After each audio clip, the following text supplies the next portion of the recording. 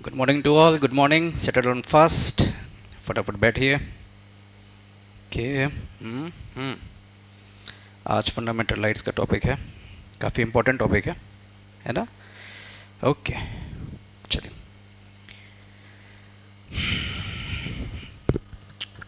सारे चैप्टर्स कराए जाएंगे एनसीईआरटी के, घबराइए मत, एवरीथिंग विल बी डन।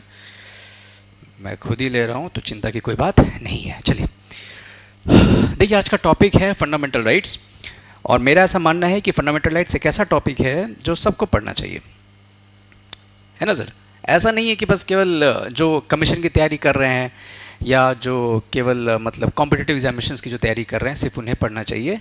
ये सबको पढ़ना चाहिए, सारे इंडियन को पता होना चाहिए कि उनके क्या क्या राइट्स हैं। तो आइए, without wasting any time, let's start the session. देखिए, सबसे पहला तो यही आपको मैं कॉन्सेप्ट सिखाने वाला हूँ। ये राइट्स को आखिर आप फंडामेंटल क्यों कह रहे हैं भाई? ऐसी क्या मजबूरी है कि आप राइट्स को फंडामेंटल भी कह रहे हैं? केवल राइट्स भी कह सकते थे, बट फंडामेंटल वर्ड आपने ऐड किया है।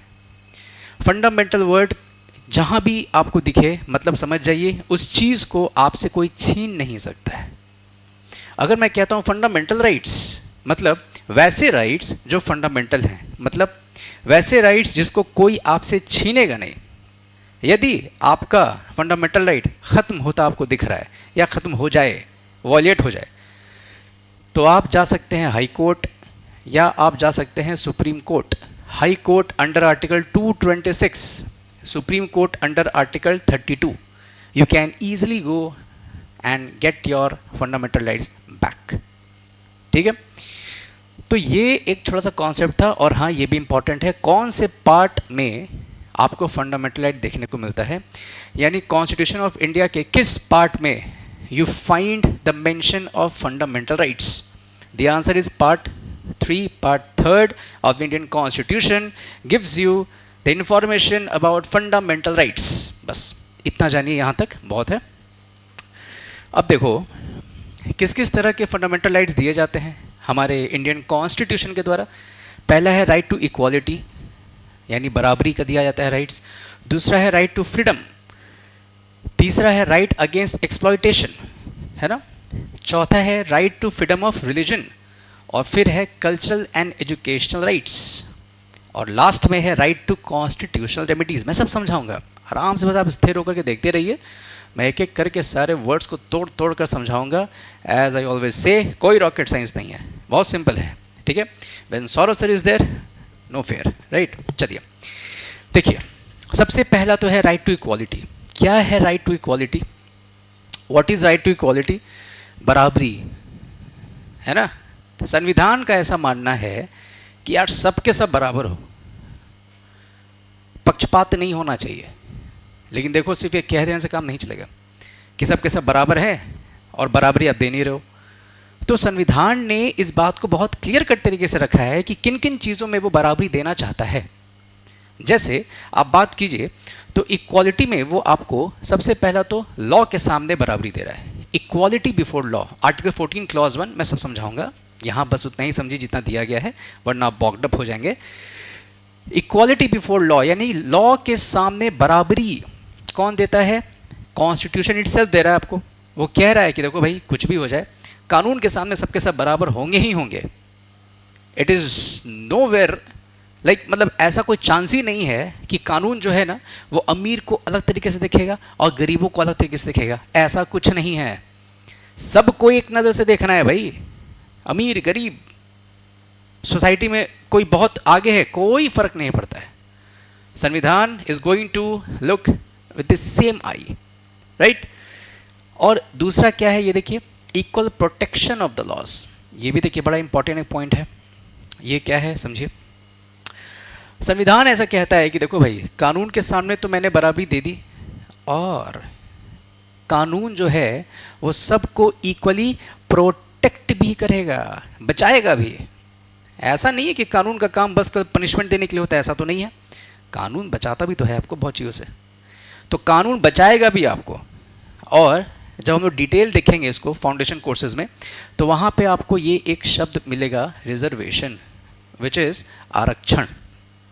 मैं समझाऊंगा वहाँ पे कि किस तरह से 14 clause 2, 15 clause 4, 5 and then we are just going to article 16।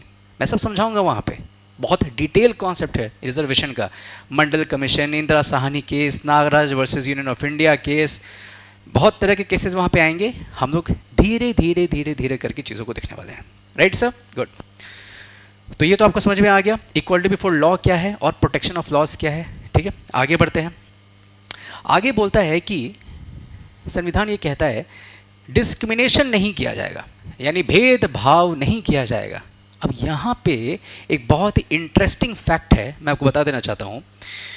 Suppose मैंने आपसे कह दिया कि हाँ ठीक है सर, मैं आपसे बात कर रहा हूँ, हाँ देखिए, यदि मैंने आपसे कह दिया कि चलो भाई ठीक है,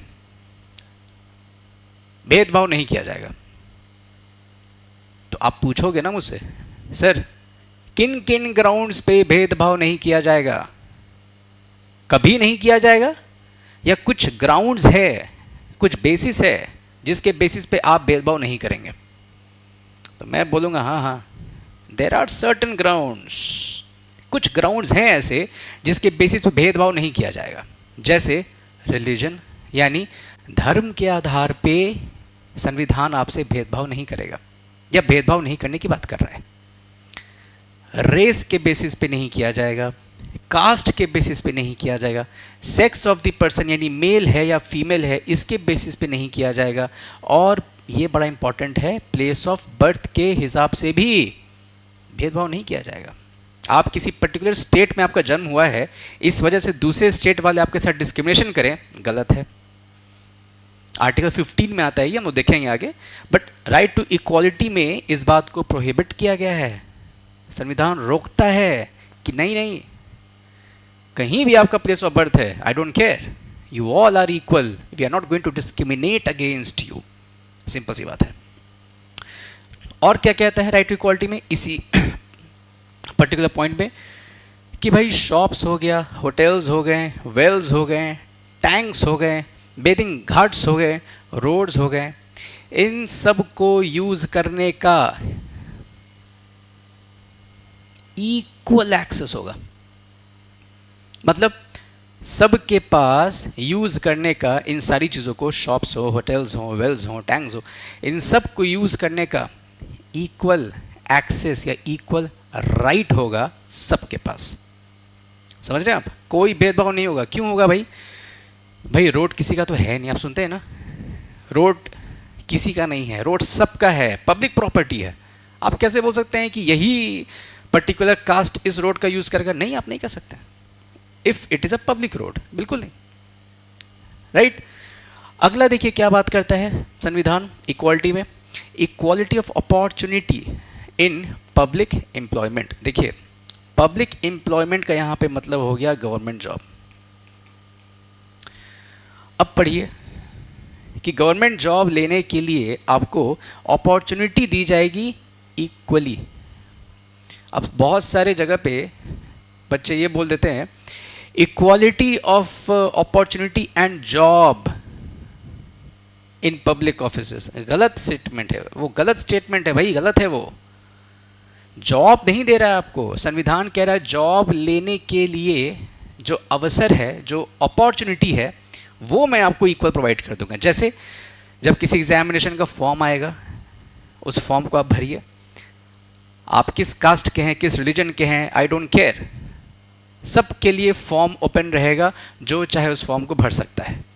कुछ कुछ कंडीशंस होते हैं कि ग्रेजुएट होना चाहिए, मैक्सिमम एज, वो तो सबके लिए है, किसी एक स्पेसिफिक के लिए नहीं है। ठीक है? तो यहाँ पे आपको याद रखना है, ये अपॉर्चुनिटी वाली बात आपको यहाँ पे याद रखनी है। जॉब नहीं देता है, ये जॉब लेने का जो अवसर है, जो अपॉर्चुनिटी है, उसको दे रहा है ये आपको। राइट? अगला देखिए क्या बात कर रहा है संविधान आपसे। अगला देखिए ये कह रहा है कि अबॉलिशन ऑफ अनटचेबिलिटी। बहुत इंटरेस्टिंग फैक्ट है ये। देखिए देखिए अनटचेबिलिटी क्या है? छुआछूत, है ना। यानी कि आपको किसी के साथ छुआछूत नहीं करना है, लेकिन यदि आप करते हैं तो कॉन्स्टिट्यूशन, ये आर्टिकल 17 का कंटेंट है, कॉन्स्टिट्यूशन आर्टिकल 17 का वॉल्यूशन मानता है। लेकिन मैं आपको एक इंटरेस्टिंग फैक्ट बताऊं, जानना चाहेंगे? बिल्कुल जानना चाहेंगे आप। देखिए पॉइंट यहाँ पे ये है कि अनटचेबिलिटी जो है, आप किस बेसिस पे मानेंगे कि किसी इंसान के साथ अनटचेबिलिटी हुआ है? मैं आपको देता हूँ एग्जाम्पल या क्वेश्चन समझ लीजिए आप। कोविड के दौरान भी हम लोग डिस्टेंस मेंटेन करते थे, टच नहीं कर रहे हैं जिस किसी को कोविड हुआ है, तो वहाँ भी तो अनटचेबिलिटी हो गया भाई। तो क्या आप बोल सकते हैं कि that was violation of this particular right? नहीं। अगर हाइजीन कोई इशू है और उससे किसी का लाइफ जो है वो थ्रेट हो रहा है, किसी का ज़िंदगी खतरे में पड़ रहा है, तो आप उसे डिस्टेंस मेंटेन कर सकते हैं। You can maintain physical distance, उसे छुआछूत नहीं माना जाएगा। तो आखिर माना किसको जाए सर? किसको माना जाए? कोई तो एक ग्राउंड होगा, किसी ने तो डिफाइन किया होगा that what is untouchability, in which case we are going to say that yes this is untouchability. Very good, excellent excellent. Mysore high court ने इस बात को डिफाइन किया है, मैसूर के हाई कोर्ट ने इस बात को डिफाइन किया है कि अनटचेबिलिटी जो होता है वो तब माना जाएगा जब आप किसी के साथ छुआछूत उसके जन्म के आधार पे कर रहे हैं। If you are doing untouchability on the basis of birth, that is going to be called as untouchability या violation of untouchability under article 17। समझ रहे हैं आप? ग्राउंड्स बहुत सारे हो सकते हैं छुआछूत करने का, बट आपको क्लैरिफाई करना पड़ेगा। क्योंकि किसी इंसान का जन्म किसी परिवार में हुआ है, आप उसको अछूत बोल रहे हैं, this is not allowed, this is not at all allowed. मैं सब लॉजिक बताऊंगा, समय आने दीजिए। ये बस आज ब्रीफिंग मैं दे रहा हूँ आपको। सोचिए ब्रीफिंग इतना है तो कंटेंट कितना मिलने वाला है। इसलिए दसौंदी क्लासेस में जब आप आए हैं तो बस इस बात को भूल जाइए कि आपको कहीं और से कुछ पढ़ने की ज़रूरत है। कहीं से कुछ नहीं पढ़ने की ज़रूरत है, सारे कंटेंट यहीं दिए जाएंगे। ठीक है, चलिए। और अगला क्या है देखिए, टाइटल महाराजा, महाराजा धीराजा, ये सब टाइटल आपको नहीं लेना है सर, है ना। जैसे मैं सौरभ हूँ, महाराजा सौरभ, नॉट अलाउड, ये अलाउड नहीं है। क्यों? क्योंकि टाइटल यदि मैं लेता हूँ तो उससे inequality kind of situation create होता है। एंड जस्ट बिकॉज कि मेरे दादा परदादा का ये टाइटल रहा होगा तो मैं उस टाइटल को ले लूँ, ये कोई लॉजिक नहीं है। लेकिन doctor, lieutenant, colonel, captain, major, ये सब भी तो टाइटल ही है सर। तो ये क्यों ले रहे हैं वो लोग? क्योंकि दो तरह के देखिए टाइटल को अलाउ किया गया है। पहला है एकेडमिक, जैसे पीएचडी, आप पीएचडी कीजिए, लीजिए टाइटल, कोई दिक्कत नहीं है, बिकॉज वो आपने अपनी मेहनत से लिया है, वो आपको दिया नहीं गया है। आपके पिताजी भले पीएचडी होंगे और आप नहीं होंगे तो आपको नहीं दिया जाएगा, आपको अक्वायर करना पड़ेगा, आपको मतलब वो अर्न करना पड़ेगा। और एक है मिलिट्री, वही captain, major, lieutenant colonel, colonel, वो भी तो आपने मेहनत से ले रहे हैं ना भाई। तो that's the thing, that's the point where you have to you know make your concepts very clear कि ठीक है टाइटल आपको नहीं लेना है, लेकिन कैसे टाइटल नहीं लेना है आपको? हेरिडिटरी,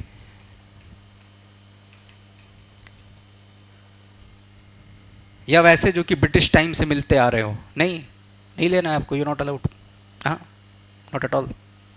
लेकिन एकेडमिक एंड मिलिट्री टाइटल्स आप ले सकते हैं क्योंकि वो मेहनत से लिया जा रहा है। तो मेहनत कीजिए, टाइटल लीजिए, कोई दिक्कत नहीं है। So this was about your, देख रहे हैं कितना कुछ लिखा है एनसीईआरटी ने, इसलिए मैंने इसको डिफाइन किया है। इक्वालिटी बिफोर लॉ, देखिए कितना कुछ यहाँ पे आपको पॉइंट्स मिल गया। अब एक बार सरसरी निगाह से ज़रा देखते हैं। देखिए टाइटल यदि आप नहीं ले रहे हैं हेरिडिटरी, तो उस केस में क्या हो रहा है? इक्वालिटी मेंटेन हो रहा है, बिल्कुल। छुआछूत नहीं कर रहे हैं, यानी सबके साथ आप एक जैसा बर्ताव कर रहे हैं, that is also equality maintain करना। इक्वल अपॉर्चुनिटी दिया जा रहा है, साफ तौर पे इक्वालिटी है। डिस्क्रिमिनेट नहीं कर रहे हो, भेदभाव जब नहीं कर रहे हो तो यही तो है इक्वालिटी। डिस्क्रिमिनेट आप नहीं कर रहे हैं, भेदभाव नहीं कर रहे हैं, that is only equality, there is no other definition for that particular word. और इक्वालिटी फॉर लॉ तो क्या, चलो भाई वो तो सही बात है, एक नज़र से कानून सबको देखेगा, एक ही तराजू में तौलेगा, तो हो गया ना बराबरी। ये पूरा पूरा है राइट टू इक्वालिटी। जब देखेंगे हम लोग कल से तो बहुत डिटेल में सब कुछ समझाऊंगा आपको। आपको कहीं जाने की ज़रूरत नहीं है, सेट बैक एंड रिलैक्स, है ना। मैं यहाँ तो नहीं कह सकता हूँ कि have a mug of coffee, but ये जो लोग घर पे देख रहे हैं, just have a mug of coffee and enjoy this session. Like subscribe करते रहिए। ओके, अगला देखिए क्या है, राइट टू फ्रीडम। राइट, देखिए अभी तो हम लोग क्या पढ़े थे, इक्वालिटी पढ़े थे, अब हम लोग पढ़ने वाले हैं freedom. Okay okay, how much session, okay 15 minutes हो गया, चलिए see you in the next particular lecture.